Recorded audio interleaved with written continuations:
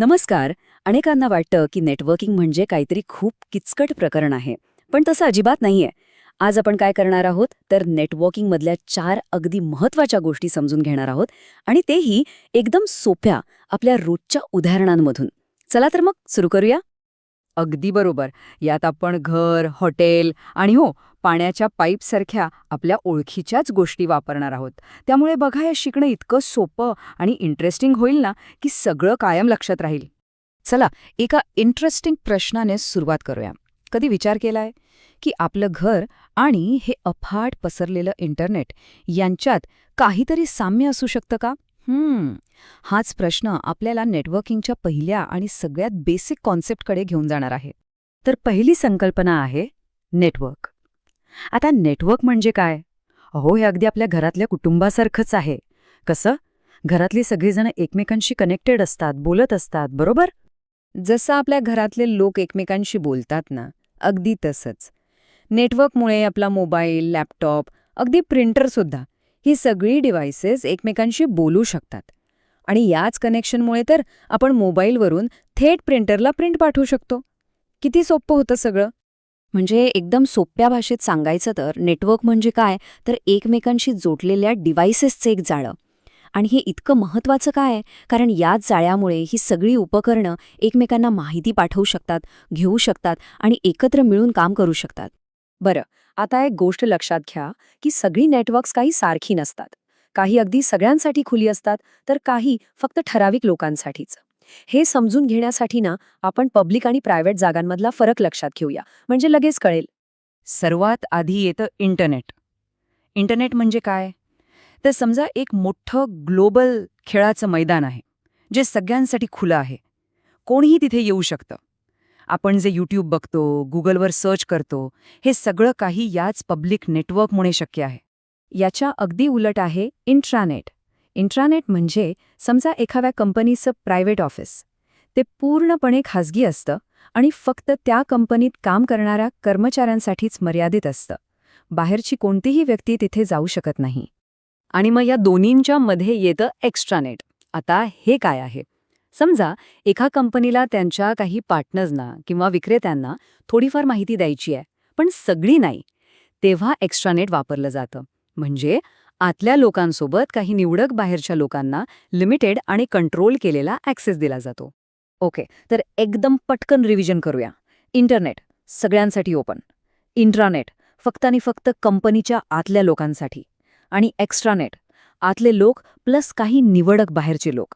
हा जो ॲक्सेसचा फरक आहे ना, तोच या तिघांमधला मुख्य मुद्दा आहे. ठीक आहे, नेटवर्क्सचे प्रकार तर कळले.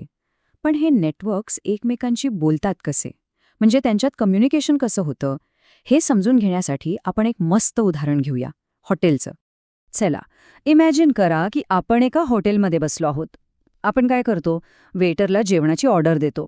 म्हणजे आपण एक रिक्वेस्ट करतो. तो वेटर आपली रिक्वेस्ट किचनमध्ये घेऊन जातो, तिथे जेवण बनतं आणि मग तो वेटर ते जेवण आपल्यापर्यंत आणून देतो. म्हणजे काय? तर आपल्या रिक्वेस्टला एक रिस्पॉन्स मिळतो. नेटवर्किंगच्या जगात पण अगदी हेच घडतं. जो रिक्वेस्ट करतो त्याला म्हणतात क्लायंट आणि जो ती रिक्वेस्ट पूर्ण करून रिस्पॉन्स देतो त्याला म्हणतात सर्व्हर. आहे की नाही हॉटेलच्या उदाहरणासारखं एकदम सोपं? आणि हे तंत्रज्ञान आपण रोज अगदी प्रत्येक क्षणी वापरतो. जेव्हा आपण गुगलवर काहीतरी शोधतो, तेव्हा आपलं ब्राउझर एक क्लायंट बनतं आणि ते गुगलच्या कम्प्युटरकडे म्हणजेच सर्व्हरकडे माहिती मागतं. आणि मग गुगलचा सर्व्हर आपल्याला लगेच उत्तर पाठवतो. ओके, पुढचा मुद्दा आहे नेटवर्कची कपॅसिटी म्हणजे क्षमता. एकाच वेळी किती डेटा इकडून तिकडे पाठवला जाऊ शकतो हे समजण्यासाठी आपण पुन्हा एकदा एक सोपं उदाहरण घेऊया, पाण्याच्या पाईपचं. आता बघा, पाण्याचा पाईप जेवढा मोठा म्हणजे जेवढा रुंद असेल तेवढं जास्त पाणी एकाच वेळी त्यातून वाहून जाईल, बरोबर? अगदी तसंच ज्या नेटवर्कची बँडविड्थ जास्त असते ते नेटवर्क एकाच वेळी जास्त डेटा वाहून नेऊ शकतं. बँडविड्थ म्हणजे डेटाचा पाईप किती मोठा आहे हेच आहे. हे तर आपण नेहमीच अनुभवतो. बँडविड्थ कमी असेल तर काय होतं? व्हिडिओ अडखळतो, गोल गोल फिरत राहतो, ज्याला आपण बफरिंग म्हणतो. आणि जर बँडविड्थ जास्त असेल तर मोठा HD व्हिडिओसुद्धा एकदम स्मूथली न अडखळता चालतो. पण इथे एक महत्त्वाचा फरक लक्षात घ्यायला हवा. स्पीड आणि बँडविड्थ ह्या दोन वेगळ्या गोष्टी आहेत. स्पीड म्हणजे पाणी किती फास्ट वाहत आहे आणि बँडविड्थ म्हणजे पाईप किती मोठा आहे. डेटा किती वेगाने जातो तो स्पीड आणि एकाच वेळी किती डेटा जातो ती बँडविड्थ.